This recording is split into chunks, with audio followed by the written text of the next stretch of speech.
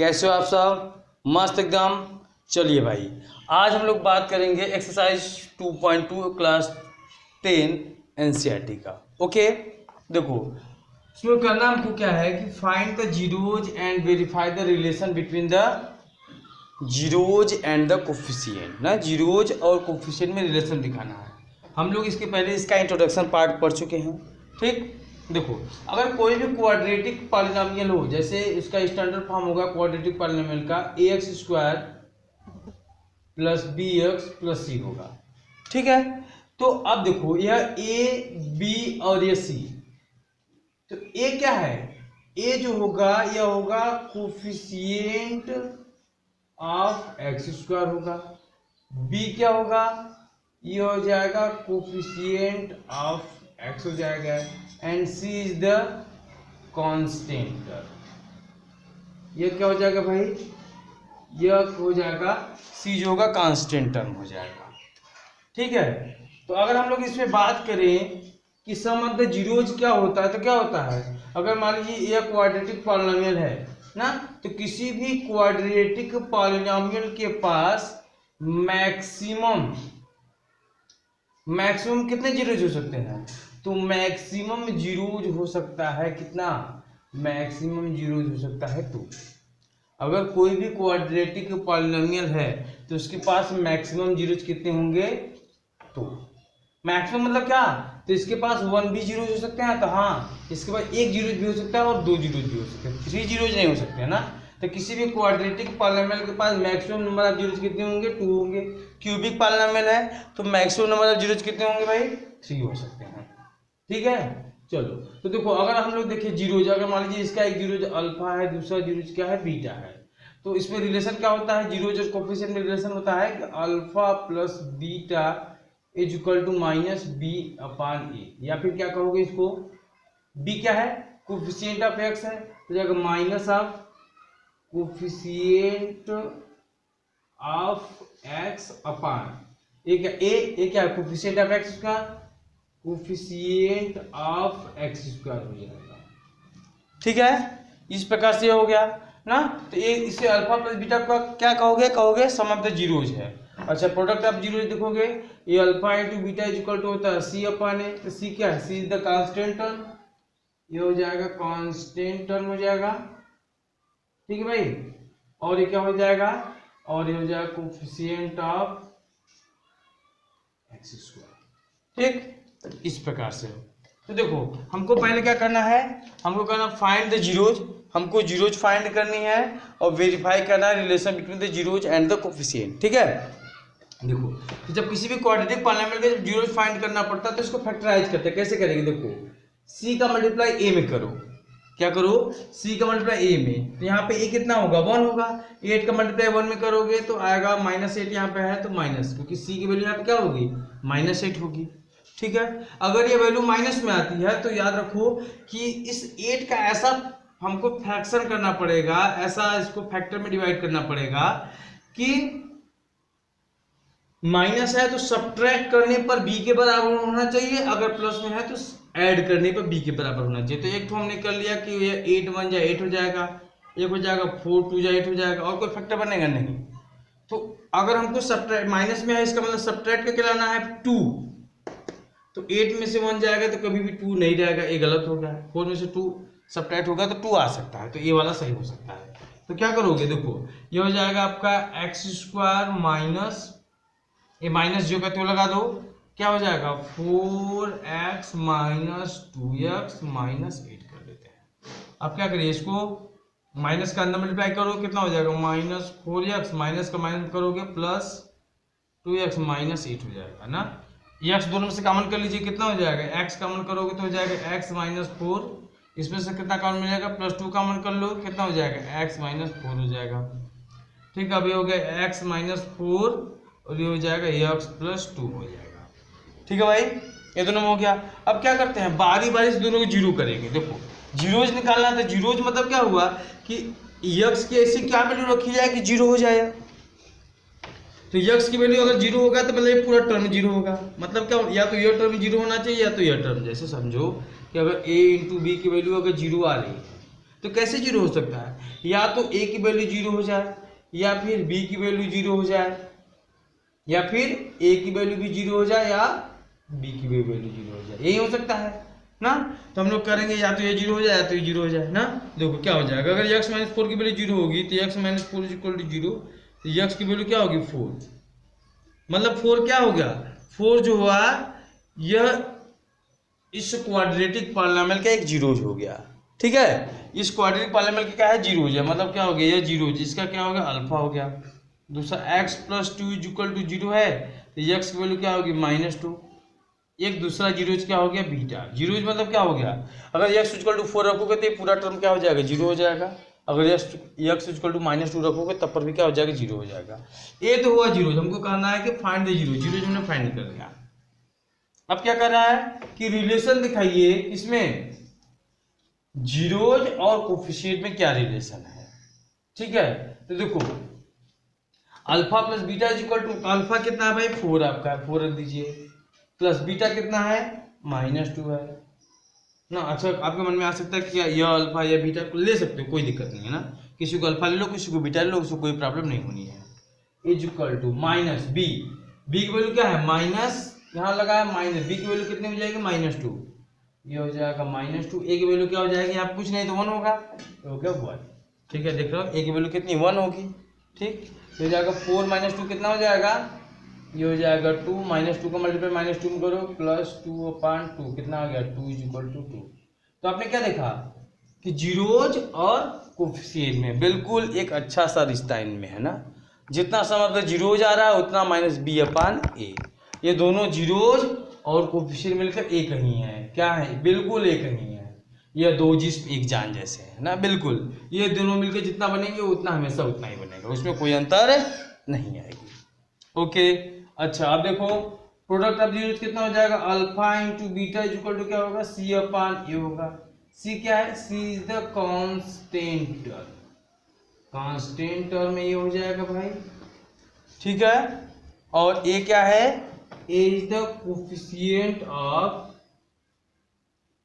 x², ठीक। तो अल्फा की वैल्यू रखिए कितना है 4 रख दो, बीटा की वैल्यू कितनी है -2 इज इक्वल टू, सी की वैल्यू क्या है, सी की वैल्यू है -8, ये हो गया -8।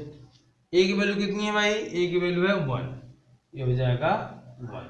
तो 4 का -2 मल्टीप्लाई करो कितना -8 इज इक्वल टू -8, ठीक है। बिल्कुल आ गया, ये भी सेम टू सेम समझ में आ गया, नोट कर लो, मस्त सवाल एकदम था, नोट करो भाई, नोट हो गया, बढ़िया। चलो मिटाते हैं इसको ना, लेते हैं क्वेश्चन नंबर 2। हमने घर छोड़ा है, रस्मों को तोड़ा है, दूर कहीं जाएंगे, नई दुनिया बसाएंगे। चलो भाई लेते हैं क्वेश्चन नंबर 2, क्या है 4s² - 4s + 1, क्या क्वेश्चन है 4s² - 4s + 1 है, ठीक है। चलो क्वेश्चन तो ऐसा है, मैं इसको यस की जगह लिख दे रहा हूँ वाई या यक्स लिख दूंगा, क्योंकि यस ये आपको प्रॉब्लम करेगा, लग रहा है 45 है, ये लग रहा है 45 ना, क्योंकि मैं लिख दे रहा हूँ 4y² - 4y + 1, ये हो गया क्वेश्चन मेरा, ठीक है। चलो देखो भाई अब इसको फैक्टराइज करना है, तो मैंने क्या बताया कि आप इसको 4 से मल्टीप्लाई कर लो, कितना हो जाएगा 1 का 4 से मल्टीप्लाई करोगे तो आएगा 4, प्लस में 4 आएगा। तो मतलब हमको क्या करना है कि 4 का ऐसा फैक्टर, ये प्लस में आया है तो 4 का ऐसा फैक्टर बनाना है कि ऐड करने पर इस b के बराबर। देखो हमने क्या बताया कि जब यह स्टैंडर्ड फॉर्म होगा ax² + bx + c होगा, c का मल्टीप्लाई a में कर दो, एकदम सिंपल सी बात है। तो यहाँ पे c की वैल्यू 1 है और a की वैल्यू क्या है 4 है, 1 का मल्टीप्लाई 4 में करोगे क्या मिलेगा बेटा 4 मिलेगा, कैसा मिला प्लस में मिला, तो प्लस है। तो अब इसका फैक्टर, ऐसा फैक्टर हमको चूज करना है, इसके पास हो सकते हैं ढेर सारे फैक्टर, जैसे देखो 4 के पास कौन सा फैक्टर, एक हो गया 2 इंटू 2, एक क्या हो जाएगा 4 इंटू 1 ना। तो अब ऐसा फैक्टर लेना पड़ेगा कि दोनों को ऐड करने पर b के बराबर हो जाए।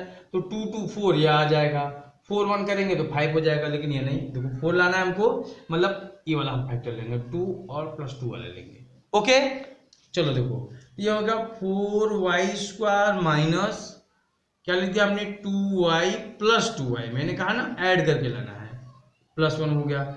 ये होगा 4y² माइनस, इस माइनस का अंदर मल्टीप्लाई करो कितना हो जाएगा -2y, इस माइनस का प्लस में करोगे तो -2y हो जाएगा, ये हो जाएगा +1 हो जाएगा। ठीक है, अब ये 2y 4y² 2y में से क्या कॉमन मिलेगा, हमको मिल जाएगा 2y कॉमन मिल जाएगा। तो 2 2 जा 4, 2y -1 हो जाएगा। इन दोनों क्या कॉमन मिलेगा, कुछ भी कॉमन नहीं है ना, तो कुछ कॉमन नहीं मिलेगा तो क्या लेते हैं 1 कॉमन लेते हैं और साथ में लो माइनस, मेरा दोनों ब्रैकेट सेम आना चाहिए तो इसलिए हो जाएगा 2y, जब प्लस में से माइनस कॉमन लोगे तो मिलेगा -1 हो जाएगा।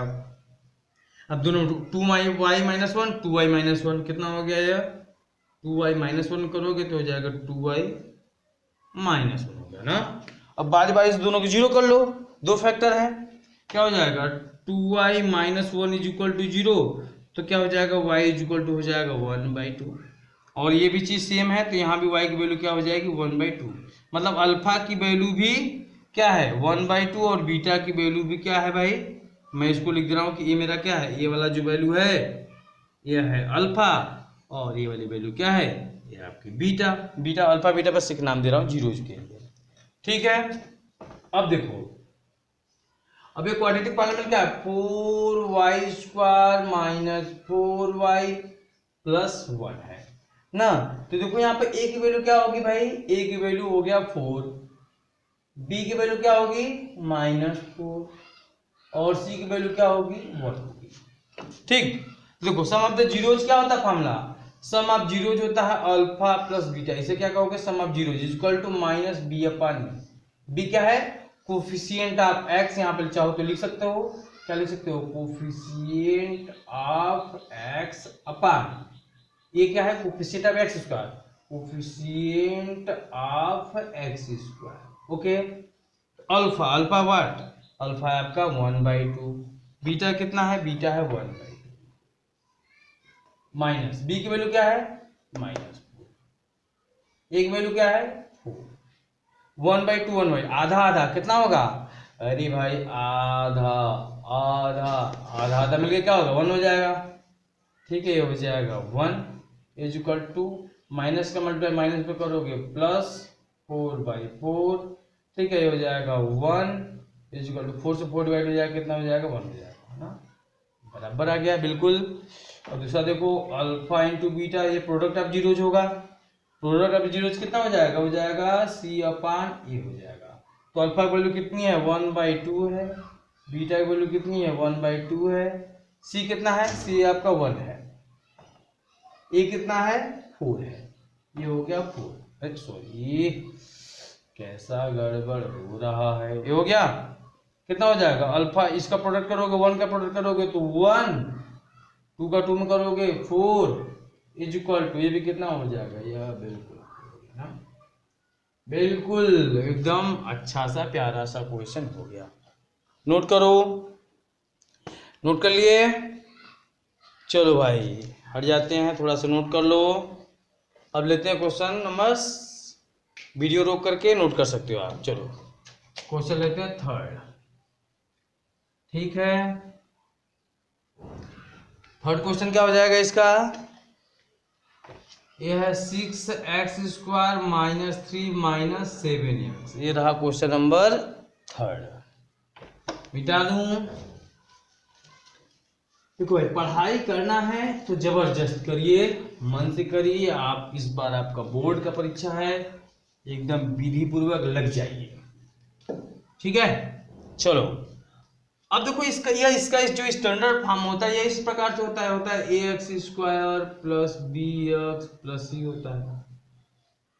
तो यहाँ पर देख रहे हो x वाला टर्म बाद में आया हुआ है ना, तो इसको पहले लेते हैं, क्या हो जाएगा ax² - 7x - 3। अब आया स्टैंडर्ड फॉर्म में ना, हाँ अब मस्त लग रहा है। अब करते क्या है, c का मल्टीप्लाई a में, मतलब c कितना है -3 है, -3 का मल्टीप्लाई 6 में कर लो। जब -3 का मल्टीप्लाई जब 6 में करोगे तो क्या आएगा बेटा, ये आ जाएगा -18। और -18 का हमको ऐसा फैक्टर लेना है कि दोनों को माइनस करने पर, दोनों फैक्टरों को माइनस करने पर किसके बराबर हो जाए, b। तो b यहाँ पे क्या है, 7 है। देखो एक फैक्टर बनेगा 18 1 जा 18, इसको माइनस करने पर 7 नहीं आएगा, मतलब ए वाला नहीं लिया जाएगा।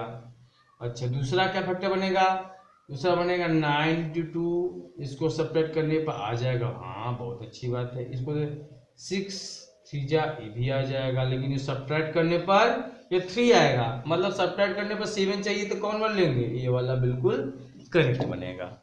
ओके समझ में आ रहा है, मजा आ रहा है। चलो ये हो गया आपका 6x² माइनस, ब्रैकेट क्लोज करो, कितना हो जाएगा 9x माइनस 2x, माइनस करके लाना क्योंकि माइनस में आया था, -3। अब ये हो जाएगा कितना, ये हो गया 6x² माइनस का अंदर मल्टीप्लाई करिए, -9x प्लस 2x -3 हो जाएगा। ठीक है, दोनों में से कॉमन करो, 6x² माइनस 9x, क्या कॉमन मिलेगा, 3x कॉमन मिलेगा, एकदम सुंदर सा। 3 2 जा 6, 3 3 जा 9, 3 बच गया। इन दोनों में क्या कॉमन मिलेगा, कुछ भी नहीं मिलेगा। जब कुछ नहीं मिलता है तो क्या कॉमन लेते हैं, 1 कॉमन ले लेता है। ठीक है, बढ़िया है। तो अब ये दोनों ब्रैकेट बिल्कुल सेम है, बाहर निकालो, 2x माइनस 3, ये कितना बचा, 3x प्लस 1। अगला स्टेप क्या करते हैं, बारी बारी से दोनों को 0, जब करेंगे 2x minus 3 equal to 0, then x equal to कितना बचेगा, 3/2। इसी को मान लो अल्फा, ये मेरा हो गया।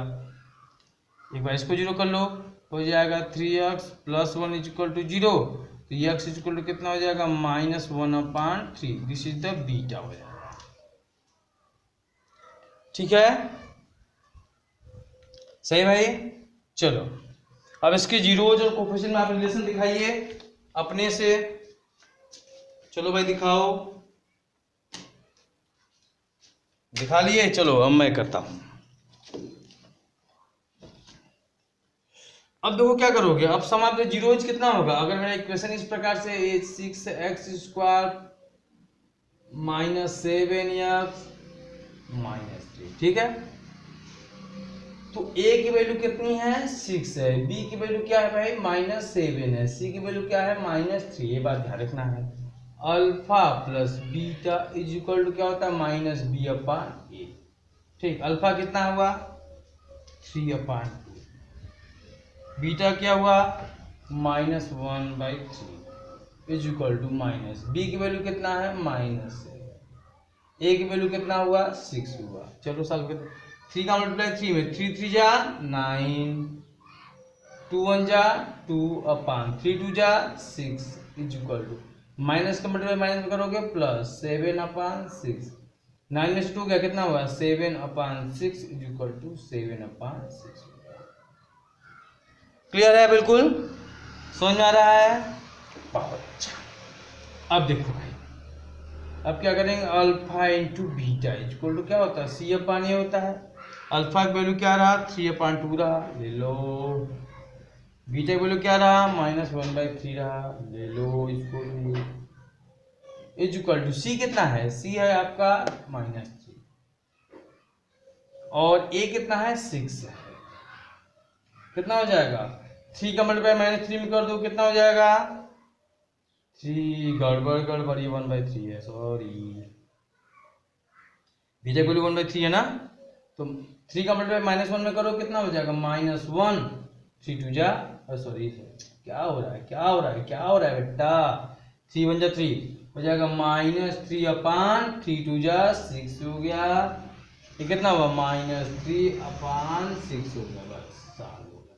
अब इसको चाहे और सिंप्लीफाई करो, चाहे जैसे भी आप क्या करो, बस दोनों को इक्वल दिखा दो, बस आपका काम खत्म। ओके, मजा आया। चलो इसको आप करो, वीडियो रोक के नेक्स्ट क्वेश्चन अपने से करो। चलिए भाई, हो गया, चलिए अपने करते हैं नेक्स्ट क्वेश्चन। क्वेश्चन नंबर इसका 4, क्वेश्चन नंबर 4 को क्या क्वेश्चन है, 4u² माइनस 8u, शायद यही क्वेश्चन है, चेक कर लिया जाए। हाँ 4u² प्लस 8u, ये रहा क्वेश्चन। ठीक, अब देखिए भाई, अब मैं करता हूँ क्वेश्चन नंबर 4 कैसे किया जाएगा। अच्छा, अगर आप चैनल पर अगर नए हो तो प्लीज़ चैनल को सब्सक्राइब कर लीजिएगा। अगर ये वीडियो आप लोगों के लिए हेल्पफुल है, अगर वीडियो अच्छा लग रहा है तो प्लीज़ लाइक का बटन प्रेस कर दीजिएगा। ओके, अगर वीडियो में पहली बार आए हो, चैनल पर पहली बार आए हो तो सब्सक्राइब बटन दबाइए, उसके बाद जो बेल आइकन आएगा उसको भी प्रेस कर दीजिएगा, तो उससे क्या होगा, आपको नोटिफिकेशन मिलता रहेगा। ठीक, चलो ये हो गया क्वेश्चन। अब देखो हमारा जो क्वेश्चन होता था वो इसका स्टैंडर्ड फॉर्म तो कुछ ऐसा होता था कि ax² plus bx plus c के फॉर्म होता था, लेकिन ये क्या, ये तो है केवल 4u² प्लस 8u है। मतलब क्या हुआ कि अगर मैं देखूं तो a की वैल्यू है 4 और b की वैल्यू है 8 और c की वैल्यू क्या है, c तो कुछ है ही नहीं, तो c अगर कुछ नहीं तो इसको क्या मान सकते हो कि 0 है।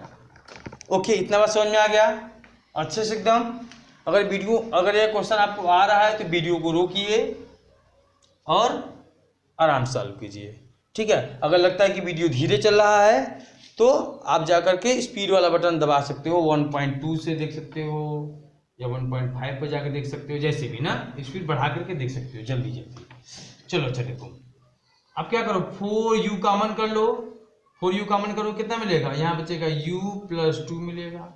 और हमको क्या करना है, इसका जीरोज निकालना है। जब जीरोज निकालते हैं तो इसका फैक्टर करते हैं, तो देखो दो फैक्टर, एक फैक्टर ये रहा, एक फैक्टर ये रहा, तो बारी बारी दोनों को जीरो करोगे तो क्या करोगे, व्हेन 4u = 0, जब 4u = 0 है। अब देखो, अब यहाँ भी दो टर्म है, 4 और u का प्रोडक्ट 0 हो रहा है, तो सोचो कि 4 इंटू अगर x = में 0, ध्यान समझना, 4 इंटू x = 0 हो तो आप क्या कहते हो ना कि x = आपका आंसर 0 हो जाता है। क्यों ऐसा होता है, ऐसा इसीलिए हो रहा है, क्या 4 एक नंबर है, कांस्टेंट टर्म है, क्या यह 0 हो सकता है, यह कभी 0 नहीं हो सकता है। इसका मतलब ये हुआ कि अगर 4 इंटू x का प्रोडक्ट 0 आ रहा है तो x 0 होगा, तभी ऐसा पॉसिबल है। या एकदम बचपन वाली बातें सीख लो, क्या कि x = 0/4, 0 में 4 से डिवाइड करोगे क्या आएगा, 0 ही आएगा। लेकिन इसका मेन रीजन क्या होता था 0 होने का, यही रीजन है कि 4 इंटू x की वैल्यू अगर 0 है तो 4 कभी 0 नहीं हो सकता, x ही 0 होगा, तभी ऐसा हो सकता है ना। ऐसा नहीं कर सकते जैसे मैं कह रहा हूँ कि अगर दो टर्मों को हम 0 करना चाहते हैं तो एक बार इसको 0 किए, एक बार इसको 0 किए, तो यहाँ पर ऐसा नहीं कर सकते हो कि एक बार मैं 4 = 0 कर दूं, एक बार x = 0 कर दूं, तो ये ऐसा, ये गलत होगा। बात समझ में आ गया। जैसे मैं कह रहा हूं कि अगर a इंटू बी की वैल्यू 0 आ रही है तो आप क्या कहो, ऐसा तभी हो सकता है जब a की वैल्यू 0 हो या फिर b की वैल्यू 0 हो या फिर a और b दोनों की वैल्यू 0 हो। ठीक है, लेकिन अगर इसी के साथ कोई कांस्टेंट टर्म हो, जैसे 4 इंटू x की वैल्यू अगर 0 हो रही है, तब हम ऐसा नहीं कर सकते कि या तो ये 4 की वैल्यू 0 होगा या तो x की वैल्यू 0 होगा या फिर 4 ही 0 होगा और x। ये बात कहना गलत, बिल्कुल गलत हो जाएगा। क्यों, क्योंकि 4 कभी भी 0 नहीं हो सकता, ये तो 4 है। जब 4 है तो 4 0 कहाँ भाई, 4 0 1 2 3 4 तो यहाँ होता है, ये 4 कभी 0 थोड़ी हो सकता है, वेरिएबल होता तो 0 होता, तो ये बात गलत हो जाएगा ना। तो जब 4 इंटू x की वैल्यू 0 है तो इसका मतलब केवल x की ही 0 होगी।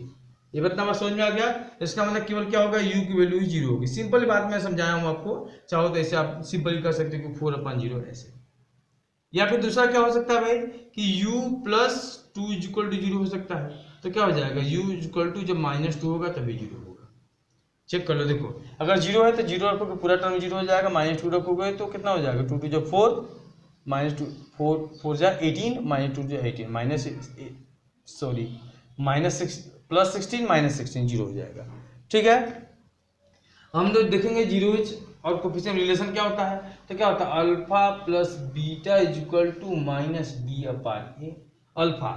तो यह एक आप मान लीजिए यह एक जीरोज हो गया, दूसरा जीरोज मान लीजिए आपका यह बीटा है ना, तो अल्फा क्या हो गया 0 हो गया, प्लस बीटा क्या हो गया -2 हो गया, = बी की वैल्यू क्या है 8 अपान इसकी वैल्यू क्या है भाई 4, कितना हो जाएगा -2 इज इक्वल टू 4 2 जा 8 तो -2 इक्वल हो गया। इसका मतलब क्या है आपका सही हो गया। Relation between the coefficient sum of zero जितना आ रहा है उतना आपको कोफिशिएंट को जो रिलेशन बन रहा है इसके साथ वो भी आ रहा है। तो इसको आप अच्छा देखना चाहोगे तो मैं इंट्रोडक्शन वाले पार्ट में ऐसी चीजें प्रूव किया हूँ। अल्फा प्लस बीटा की वैल्यू क्यों -b अपान नहीं आता है ये मैंने इसको प्रूव किया है। ठीक है, अब देखो alpha into beta is equal to क्या होगा भाई c अपान ए होगा। अल्फा कितना है भाई 0, what is the value of b -2 is equal to c is what c 0, a कितना है 0 का किसी भी नंबर प्रोडक्ट करते तो कितना होता है 0 ही आता है। 0 इज इक्वल टू कितना हो जाएगा 0 हो गया। ठीक है, समझ में आ गया अच्छे से। चलो भाई कर लो, इरेज करते हैं 1 2 और 3। टिंग टिंग टिंग टिंग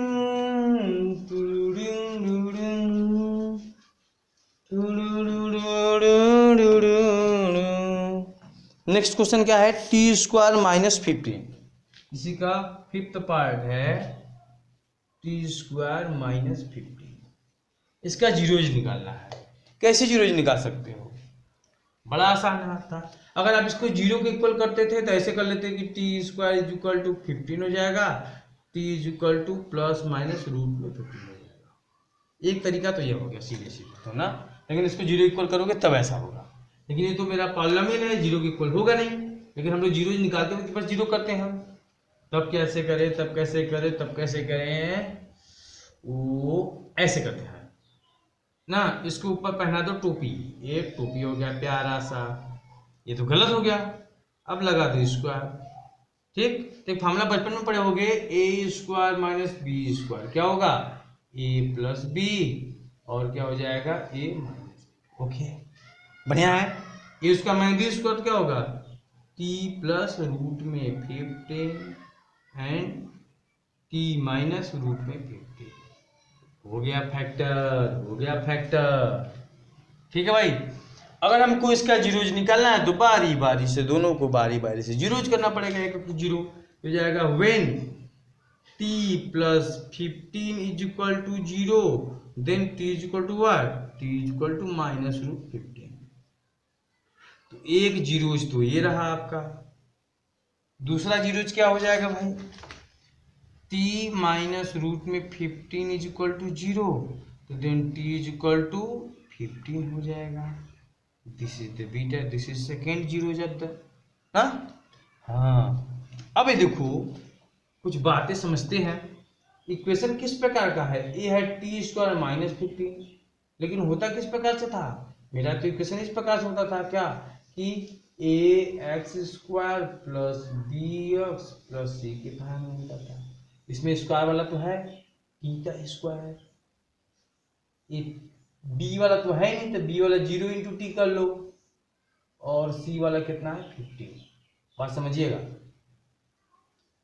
इसमें x वाला कोफिशिएंट नहीं है तो इसमें क्या मानोगे कि 0 वाला है। तो a की वैल्यू क्या होगी 1। यहाँ पे यह t² कोफिशिएंट कितना है 1 है, ये हो जाएगा 1। इसको चाहो तो ऐसे लिख सकते हो ये बेटा t² bt। अब समझ में आया बात कि नहीं आया। b की वैल्यू क्या हो गई भाई 0 हो गई, c की वैल्यू क्या हो गई भाई -15। अब ये लो alpha plus beta is equal to -b upon a। Alpha कितना है, अल्फा कितना है -√15, बीटा कितना है +√15, -b की वैल्यू कितनी है 0, a की वैल्यू कितनी है 1। -√15 +√15 cancel out to each other is equal to 0। -0 + 0 कोई मतलब नहीं, ठीक है 0 तो 0 होता है। और क्या हो जाएगा alpha into beta is equal to c upon a। Alpha कितना -√15, बीटा कितना +√15, c कितना -15, a कितना 1। तो रूट का मल्टीप्लाई करो, रूट खत्म, सेम टू सेम रूट है, सेम रूट है तो ना, सेम रूट मतलब रूट में सेम नंबर हो तो रूट खत्म हो जाएगा। -15 इज इक्वल टू -15, ये क्या हो गया आपका आंसर हो गया। ओके क्लियर है? कर लो। मैं करता हूँ क्वेश्चन नंबर नेक्स्ट। अब इसका पार्ट नंबर 6 किया जाएगा। पार्ट 6 देखो क्या होगा, मिटा दो। 1 2 3 टिंग टिंग टिंग टिंग टिंग टिंग टिंग टिंग टिंग टिंग टिंग टिंग टिंग टिंग टिंग टिंग टिंग। ये हो गया ना। अब देखो क्या क्वेश्चन है, 3x² minus x minus 4। 3x² minus x minus 4, ये रहा क्वेश्चन। ठीक, अब इसको फैक्टराइज करो। -4 का मल्टीप्लाई 3 में करोगे, -4 इंटू 3, फैक्टर कितना आया, -12 आ गया। अब ऐसा फैक्टर लो कि सब्ट्रैक्ट करने पर कितना आ जाए, यहाँ कितना बच रहा है, 1 है, तो 1 इसी को सब्ट्रैक्ट करेंगे तो 1 आ जाएगा, मतलब काम आसान हो जाएगा ना। काम हो जाएगा। चलो देखो भाई, 3x² माइनस कैसे करेंगे, सब्ट्रैक्ट करेंगे ना, सब माइनस में है तो सब्ट्रैक्ट करना पड़ेगा। कैसे, 4x माइनस 3x माइनस 4। अब क्या हो जाएगा, 3x² माइनस का मल्टीप्लाई अंदर करिए, -4x प्लस 3x माइनस 4। दोनों में क्या कॉमन मिलेगा, x मिलेगा, केवल x मिलेगा, ओनली x मिलेगा। इन दोनों में क्या कम, कुछ नहीं मिलेगा तो 1 ले लो, 3x माइनस 4। तो दोनों में कॉमन मिल गया भाई, 3x माइनस 4 ये रहा और x प्लस 1 ये रहा। बारी बारी से जीरो करिए कि when 3x minus 4 is equal to 0, तो x इज इक्वल टू 4/3 आ जाएगा। ये है क्या, x plus 1 is equal to 0 होगा, तो x इज इक्वल टू कितना हो जाएगा, -1। इसमें से मेरा क्या, एक ठो है alpha and this is the beta. ठीक, अब रिलेशन दिखाना है कि इसमें अल्फा और बीटा में और इसके कोफिशिएंट में क्या संबंध है, क्या रिलेशन है, संबंध अच्छा है। एक बच्चा एग्जाम में लिख दिया ना, दिखाना था इसमें रिलेशन 0, मैं कॉपी चेक कर रहा था एक बार, तो दिखाना था कि इसमें क्या रिलेशन, तो लिखा there is very good relation between the zeros and the coefficient. ठीक है, लिख दिया कि बहुत अच्छा रिलेशन है। आप लोग ऐसा गलती मत करना एग्जाम में, नहीं तो एग्जामिनर भी कहेगा हमारा भी आपका बहुत अच्छा रिलेशन है, इसलिए बेटा खा लो लड्डू ना, आपको 0 नंबर दे के चलता करेगा। ओके, चलो भाई, तो हो जाएगा alpha plus beta is equal to -b/a। Direct लिखा जाए, डायरेक्ट एकदम। चलो, अल्फा की वैल्यू कितना है, 4/3, बीटा की वैल्यू कितनी हुई, -1, बी की वैल्यू कितनी है, -1, ए की वैल्यू कितनी है, 3। गलत गलत, माइनस तो लगा है, लेकिन इसकी वैल्यू -1 है ना। अब क्या करो, क्रॉस मल्टीप्लिकेशन कर लो, इसके अपान कर लो 1 का मल्टीप्लाई 4 में, 4 -3 का 1 में करोगे, -3 अपान हो गया 3, इसको माइनस का माइनस मल्टीप्लाई प्लस 1/3, 4 - 3 1/3। ठीक है, बन गया रिलेशन। कैसा रिलेशन, अच्छा वाला relation, it is the very good relation between the zeros and the coefficient. हाँ, ऐसे मजाक आप लोग को नहीं करना है। अब दूसरा देखो, अल्फा इंटू बीटा क्या करोगे भाई, तो होता है c/e। अल्फा कितना है, 4/3, बीटा कितना है, बीटा कितना है, बीटा कितना है, -1, c कितना है, -4 है, a कितना है, 3 है। मल्टीप्लाई करिए, 4/3 का -1 से करोगे, -4/3 इज इक्वल टू -4/3। बातें समझ में आ गई, नोट कर लो।